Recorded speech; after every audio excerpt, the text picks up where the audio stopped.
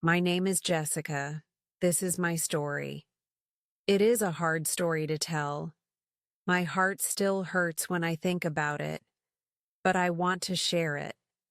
Maybe it can help someone. Maybe it can help you. I was married to Tom. We were married for 5 years.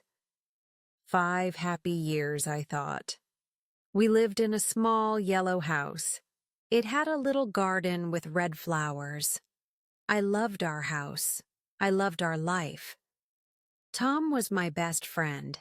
He was my everything. He had a kind smile. He made me laugh.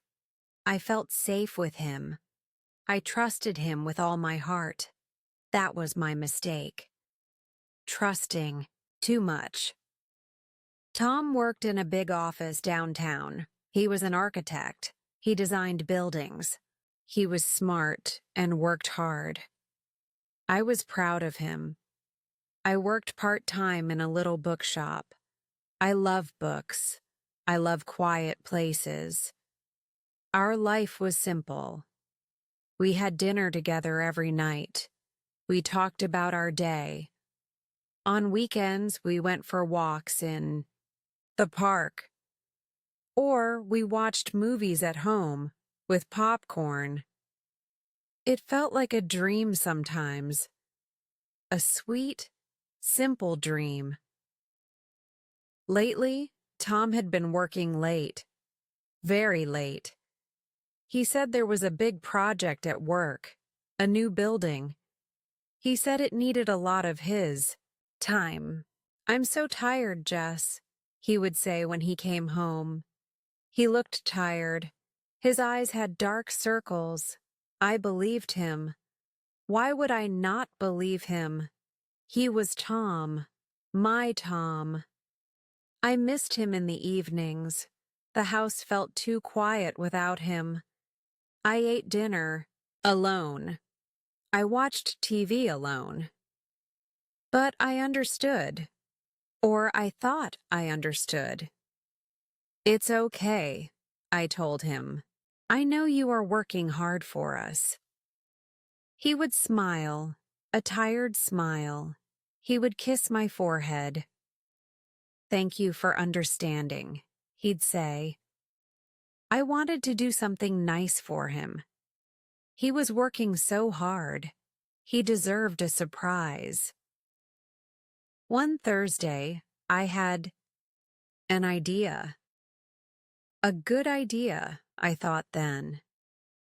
I decided to surprise him with dinner at his office. I would cook his favorite meal, spaghetti with meatballs. He loved my spaghetti. I would pack it in a nice basket. I would take it to his office. We could eat together there. Maybe it would make him smile. A real smile, not a tired one. I felt happy thinking about it. I went to the shop. I bought fresh tomatoes, meat, and pasta. I spent the afternoon cooking. The kitchen smelled so good. I made a big salad too, and I baked small chocolate cakes, his favorite. I hummed a little song while I cooked. I felt like a good wife, a loving wife. Around 7 o'clock, dinner was ready. I packed everything carefully in a big wicker basket. I put a small red checkered cloth inside. It looked pretty. I wrote a little note. "For my hard-working husband, I love you, Jess." I smiled. I imagined his face when he saw me. He would be surprised. He would be happy. I put on my favorite blue dress. I wanted to look nice for him. I took a taxi to his office building. It was a tall building, lots of glass windows. It was already dark outside. The city lights were bright. I felt a little excited.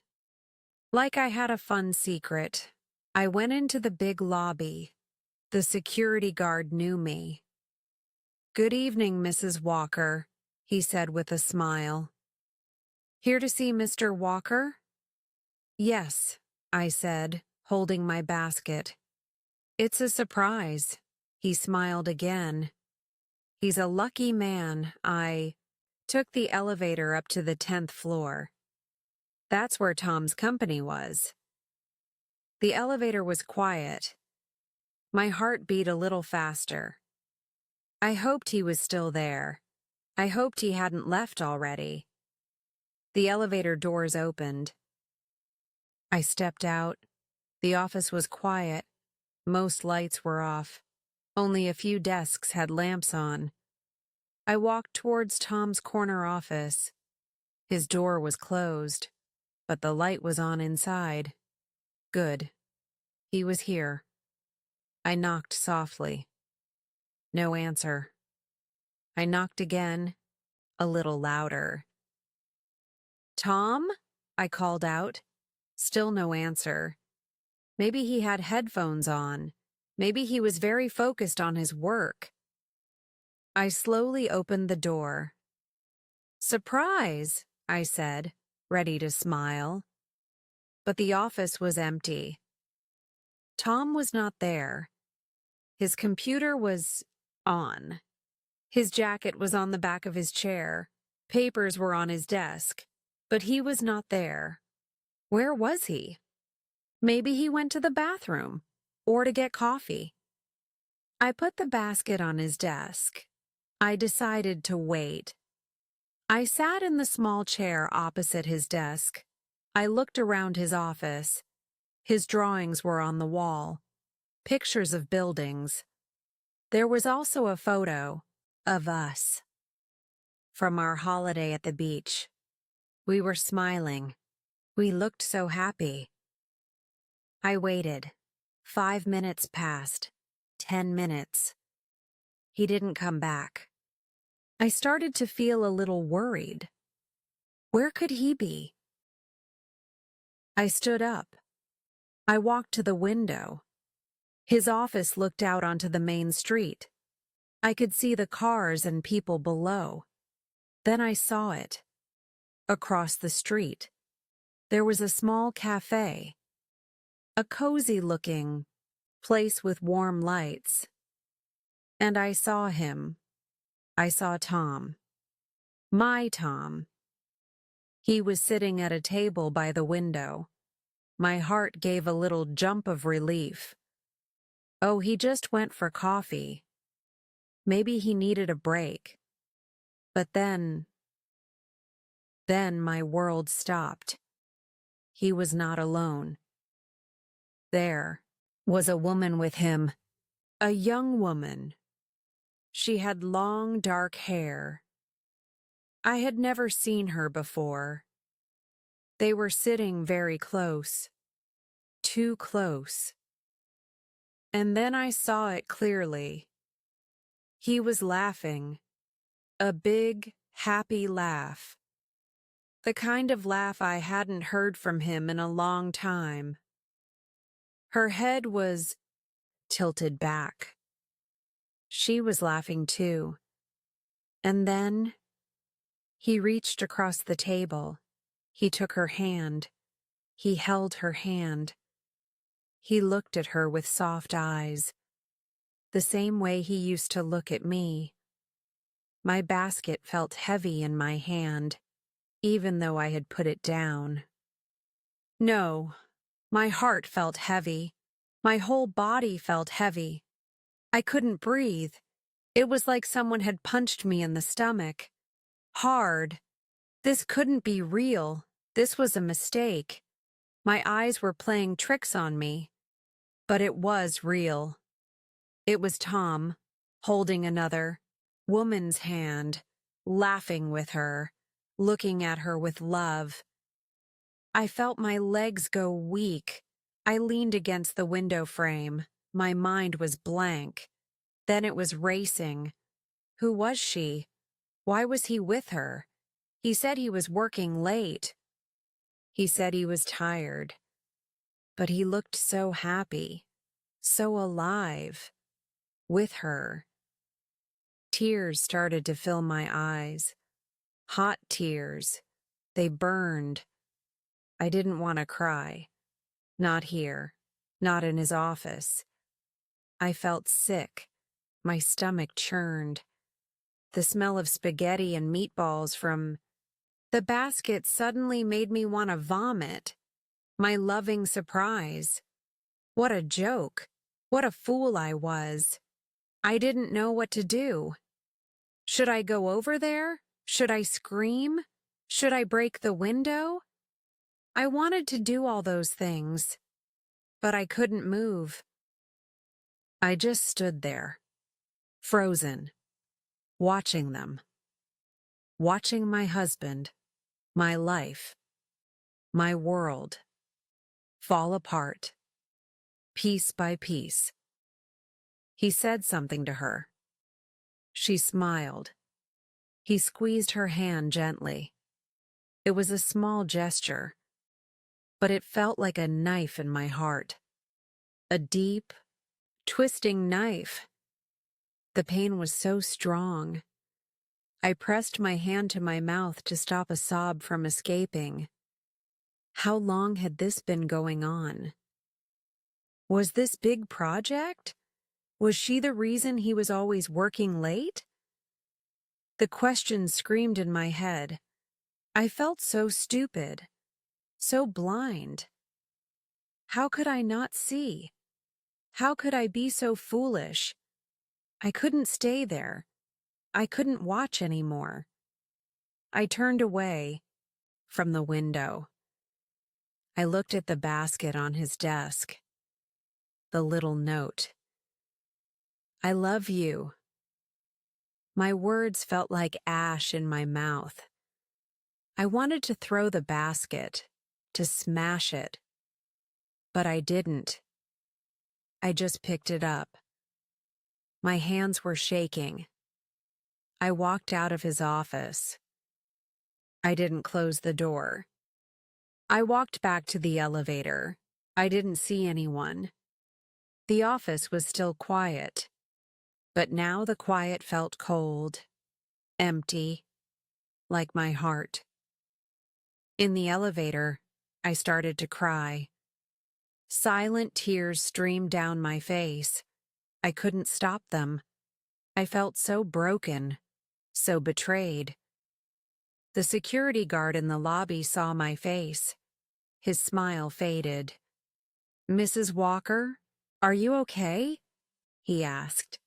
His voice was soft with concern. I couldn't speak. I just shook my head. I hurried out of the building, the basket still in my hand. I didn't take a taxi. I started walking. I didn't know where I was going. I just walked. The city lights blurred through my tears. The sounds of the city were loud. But I only heard the sound of my heart breaking, over and over again. He said he was working late. He lied. He was with her, laughing, holding her hand. My world fell apart, right there, looking through that office window. When I got home, the house felt cold, colder than ever before. The smell of chocolate cake still lingered in the air. It made me feel sick again. I put the basket on the kitchen counter. I didn't unpack it. I couldn't look at it. I went to our bedroom, our bed, the place where we slept together, the place where he held me, lied to me. I sat on the edge of the bed. I cried. I cried for a long time. Hard, painful sobs.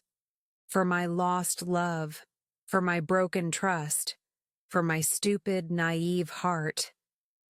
What was I going to do? What could I say? The image of him with her was burned into my mind. His smile, her laugh, their hands together. It played again and again, like a terrible movie. He came home very late that night, past midnight. I was still in the bedroom. I had stopped crying. I just felt numb, empty. I heard his key in the door. I heard him walk into the kitchen. "Jess?" he called out. "You still up?" I didn't answer. He came to the bedroom door. He looked tired, but not as tired as he usually looked. "Oh, you're here," he said. "I didn't see your car. I thought you were out." I just looked at him. My face was probably pale, my eyes red and swollen. "Are you okay?" he asked. He sounded a little concerned. Or was that fake too? I didn't know what was real anymore. "Where were you, Tom?" I asked. My voice was quiet, hoarse from crying. "Working, Jess. I told you. The project is crazy." He tried to sound normal. He walked towards me. He tried to kiss my cheek. I moved away. "Don't touch me," I said. My voice was flat. He stopped. He looked surprised. "What's wrong?" "I went to your office tonight, Tom," I said.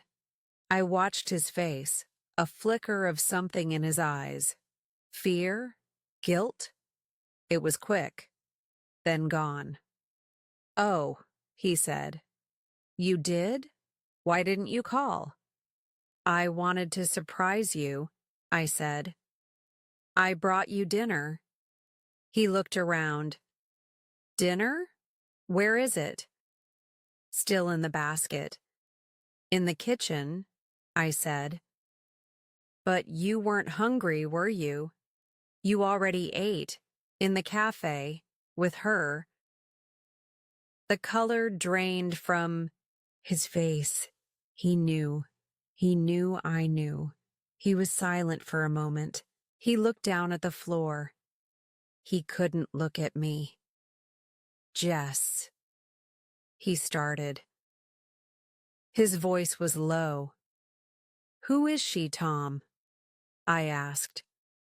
My voice started to shake again, but with anger now, not just sadness. He ran his hand through his hair. He looked stressed, trapped. Good.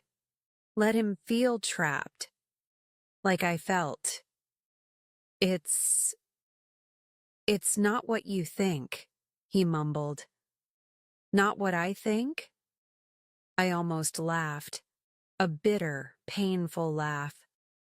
"I saw you, Tom. I saw you holding her hand. I saw you laughing with her. Don't lie to me anymore. Please, just tell me the truth for once." My voice rose. I was shouting now. I couldn't help it. The pain and anger just poured out. He flinched. He finally looked at me. His eyes were full of something. Regret? Shame? "Her name is Emily," he said softly. "She works in my team. We were just talking about work." "Talking about work? Holding hands? Looking at each other like that?" I shook my head. "Do you think I'm stupid, Tom? Do you think I'm blind?" He sighed. A long, heavy sigh. "Okay," he said. "It's more than that. We've become close." Close? I repeated the word. It felt dirty. "How close, Tom? Are you sleeping with her?" The question hung in the air, heavy, awful. He didn't answer immediately. He looked away again. That was answer enough. My heart shattered into even smaller pieces. If that was even possible. "Yes," he finally whispered. So quiet I almost didn't hear it. But I did. The room spun. I felt like I was going to fall. I held onto the bedpost. "How long?" I managed to ask. My voice was barely audible. "A few months," he said. "It just happened. I didn't plan it, Jess. I swear." "A few months?" I whispered. "A few months of lies. A few months of him touching me, kissing me while he was with her." I felt sick to my stomach. "You said you were working late," I said. "You said you were tired. All those nights. Were you with her?" He nodded slowly, shame written all over his face. "Why, Tom?" I cried. "Why would you do this to me? To us? Didn't you love me?" "I do love you, Jess," he said quickly. Too quickly. "I still love you. I made a mistake. A terrible mistake. I am so sorry." He tried to come closer again. "Don't," I said sharply. "Don't come near me. Your words mean nothing now. Love. You call this love?" I pointed. "To my heart." "You broke this, Tom. You broke me." Tears were streaming down my face again. I couldn't stop them. He looked miserable. He started to cry too. "Please, Jess, we can fix this. I'll end it with her. Tomorrow. I promise. Please don't leave me." He was begging, but his words felt hollow. How could I ever trust him again?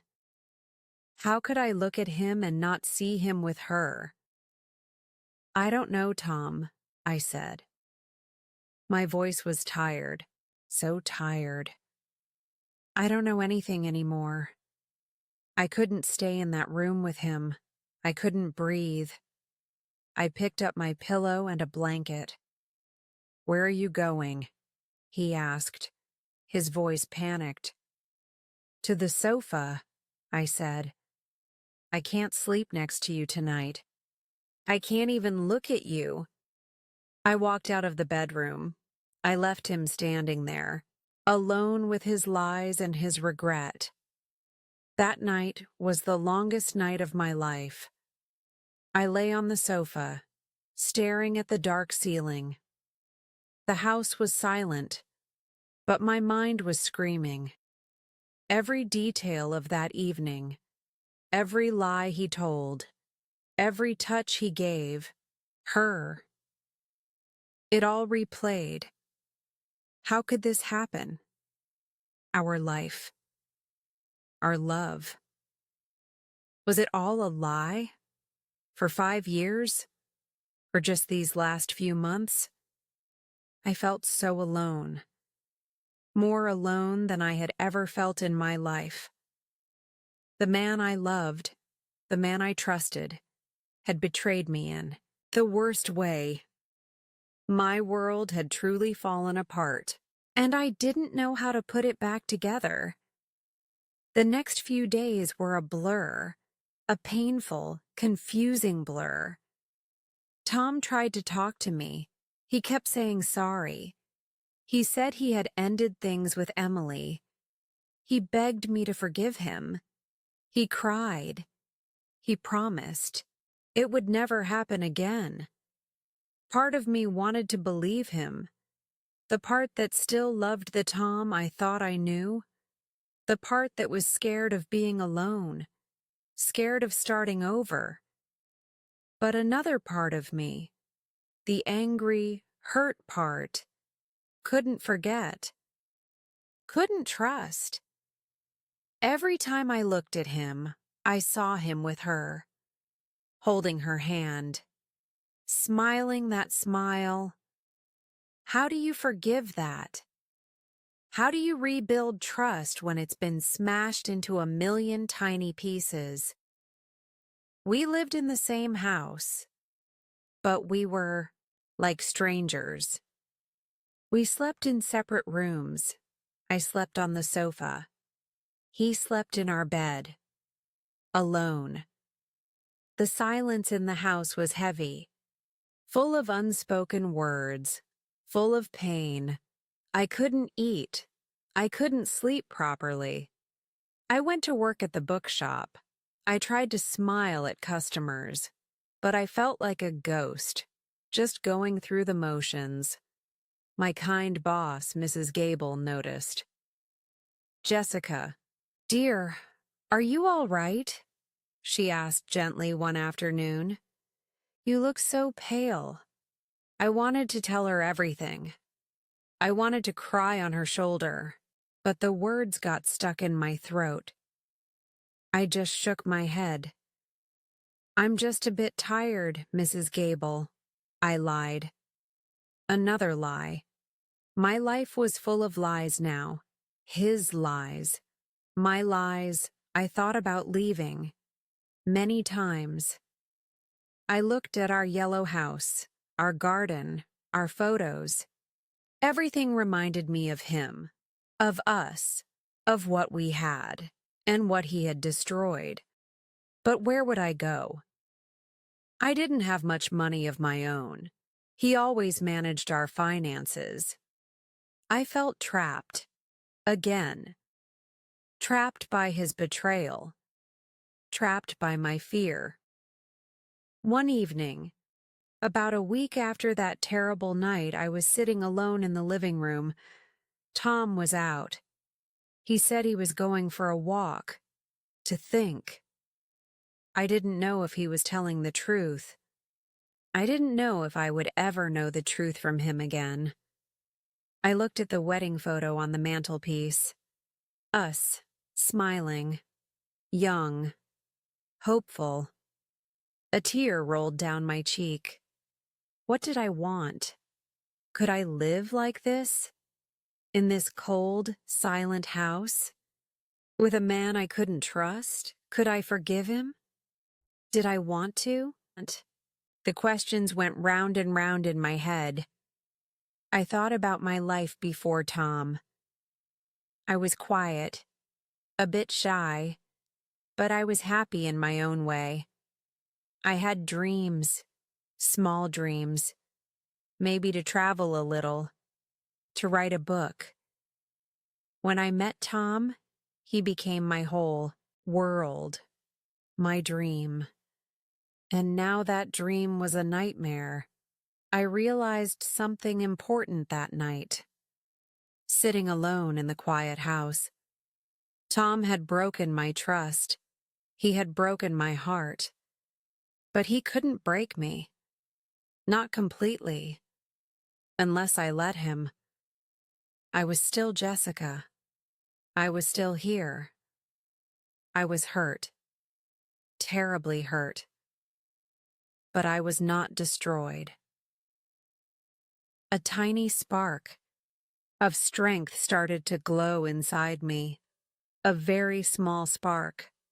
But it was there. I didn't know what the future held. I didn't know if Tom and I could ever fix what was broken. Maybe some things are too broken to fix. Maybe trust, once gone, can never fully come back. But I knew one thing. I couldn't keep living in this pain, this limbo. I had to make a decision. For myself. For my future, the next morning I told Tom we needed to talk. Seriously. We sat at the kitchen table, the place where we used to share breakfast, laugh, plan our weekends. Now it felt like a courtroom. "Tom," I started. My voice was calm.